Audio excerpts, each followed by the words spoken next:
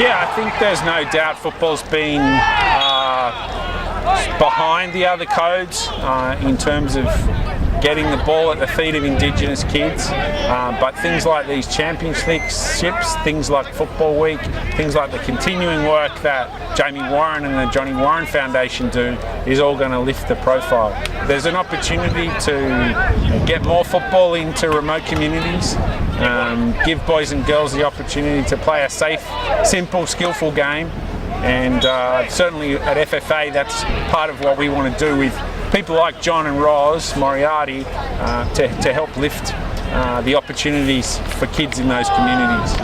Oh, look, it's only the first year, and the support, the sponsors they've got all this year, you know, I'm hoping next year, and hopefully it's going to be annually, that it's going to double, triple, and you know, hopefully it's going to rival the Murray and the Koori knockout.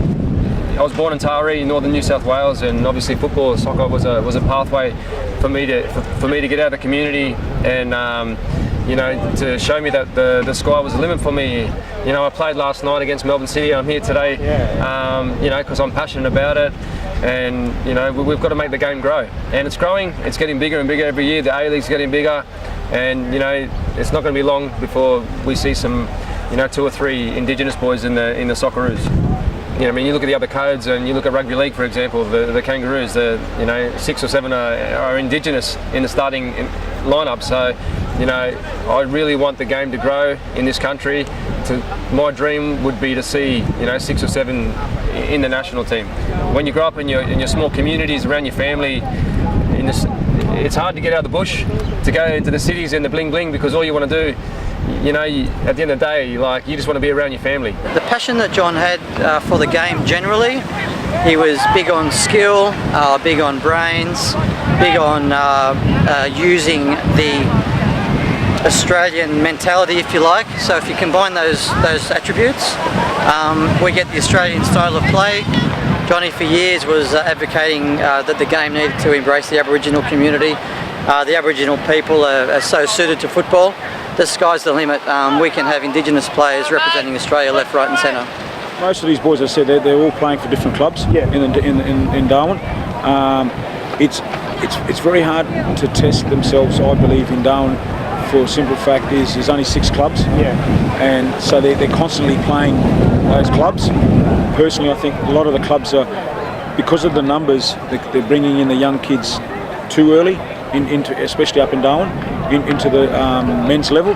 We've had talks already where our keeper's been asked to come to Newcastle and all those sort of things, and that's what I mean with these tournaments. Our boys can then network with the southern counterpart and create that pathway for themselves as well.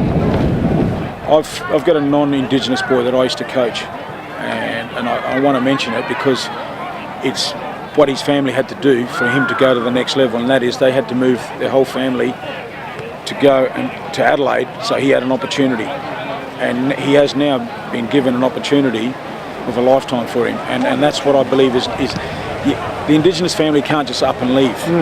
This is the thing. Some of the boys you talk about, your Jade Norths and all that, they don't know from the territory. It's the AFL that actually get them.